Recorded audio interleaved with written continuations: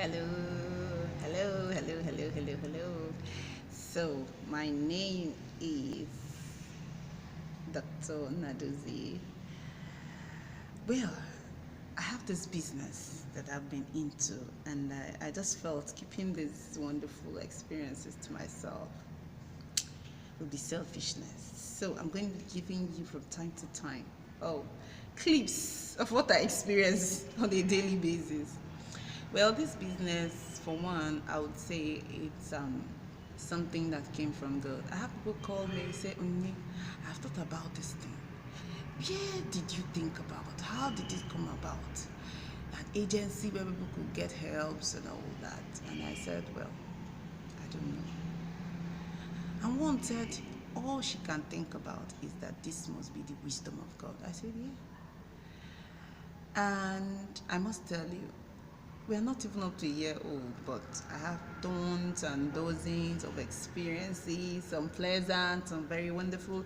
I have very wonderful clients. Last December, I got a Christmas gift. I'm going to show you from one of my very good and faithful clients. I've got clients who on their own say they want to raise the salary of the workers, and I'm like, oh, are you an angel?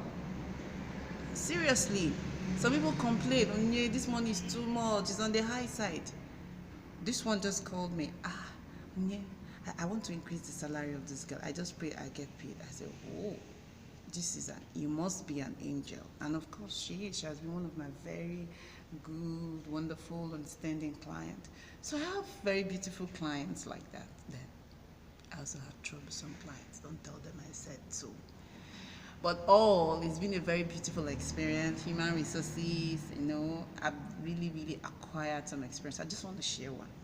So, fast forward, I met this particular woman, and somebody brought her to my house and said, just help this woman. I saw her where she was packing concrete. And I said, oh. I'm very compassionate. When I see people, I really want to help them. I looked at the woman, though I prefer younger people, because for me, beyond this business, it's a mentorship program. I tell all the young ladies that come, this is a mentorship program and you must submit to mentorship. I have monthly meetings with them where I get reports from what they've been doing, how they've been doing, and then I pray with them. So bringing a married woman or all these videos is really out of scope, but out of compassion, I decided to help the woman. So I asked her, what are your skill sets? What can you do? And she said not. She said she could do many things, but she was limited by funds. I said, okay, go and meet someone to teach you how to make soy milk. I have new containers. I'm going to help you. I'll give you my container, but go and learn. Go and meet 3 people. Guess what? The woman went and met 8 people and learned soil milk. And when she came back, I was impressed. I said, oh, so I like people that take challenges that are thrown at them. I was impressed, and I made up my mind I was going to help her. And normally people said they want young girls, they want someone they can talk to, they can send on errands. Occasionally I get requests for older women. So luckily I got this request, and then my assistant took her to the place, and then she came back. I screened her, and we were all set. Day 1, she worked, no complaint. I said I was not going to call them. I was going to call by day 2 to know how they're doing. So by day 2, my client was calling, Onyinye, it was him that this woman with mental problem. I said, sure, mental problem. Hey, kilo day. My wonderful service angel went, sat down in front of the washing machine. They said, why are you sitting down? Why are you not working? I said, Auntie Vico, I have problem. Vico, I have to go make a checkup tomorrow. I want to go for checkup tomorrow. And I said, I said, Auntie, I have mental problem. Hey, Chideke. I laugh. I say, Chideke, this woman don't. Hey, no discretion. How can you go and tell someone you have mental problem in these our climes? In my certificate course, I did a study on mental health issues, and I did knowledge, attitude, and practice. I found out from my study that the attitude of people towards people with mental health issues was zero. In fact, when I approach people telling them, please, I have a questionnaire I want you to fill, they say, what's the topic? I say mental health. I say, because shift. I know they colo. I will laugh. You know, that's the reaction I get. I got on the field. Some, I said, you know, in the questionnaire, I said, if you know someone had some mental issues, would you want to employ the person? Some said, never. If you know that someone has mental problem, would you want the person to be married into your family? They said never. You know, so if you know someone has mental issue, would you want to employ? They said never. And I felt the stigma around those mental health issues is high in our society. So someone has to be discreet. After all, many people moving on the streets have one form of mental issues or the other. The only thing, they are masked by drugs. Some of them are taking their drugs and then you wouldn't know.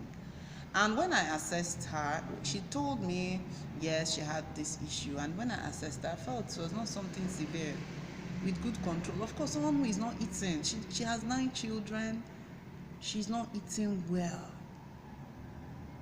You know, the husband left her, went to marry someone else in the village. What does she have? So if you are not feeding well, you will have some form of psychosis. Hunger induced psychosis. You know, and that's why I wanted to really help. I know that by the time she begins to get some money, you know, all those things, she'll be well taken care of. But, well, some people, the people in their village don't just want them to work.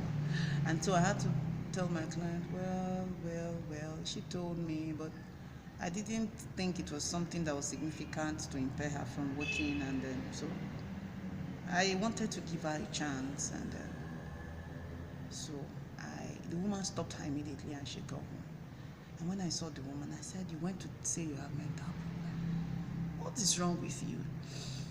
But I analyzed the situation. Actually, she's on some antipsychotic drugs. I know those drugs could really be drowsy. So, you know, I learned every day. I said, well, okay, yes, people with mental health issues can be helped. But some of them, if they're on drugs, well, they can't do this kind of work because they'll just be drowsy, they'll be tired, they'll be lazy. And you wouldn't blame the employer. You say, why would I get someone who is just always trying to sleep or, you know. So that was how she stopped working. And I said to me, Onyinye, help her. But it sent a message to me. I don't discriminate. If you come, I don't discriminate. But the lesson I acquired is that when people come like that, and I know they're on drugs, she showed me some of our drugs. Some of them are sedatives, you know, nitrazepam, benzhexol, haloperidol, all those drugs. And really, if I want to really be fair, they can't do this work because the work requires that you are working, you are washing, you know. And the woman was, hey, if I leave my children for someone that has mental problem, I said, no, it's not like that too. But yeah, it was an experience, and that's how she lost out. So take home, yes, I advise everyone who is experiencing one form. The society out there is not willing to protect you. You must protect yourself. Please take your drugs. Take your drugs. Why wouldn't you take your drugs? Some people, they won't take their drugs, and when they break down like this, they are all over the place. I want to tell you, there are many people, I mean professionals, who have one form of issues or the other, but they are on their drugs and you wouldn't know. Trust me, I know what I'm talking about. Please take your drugs and be careful on the type of jobs you select. This type of our job is a no-no for you. Please don't try it. If not, you will expose yourself. Anyways, I have more gists, plenty. I'm going to be dishing them out.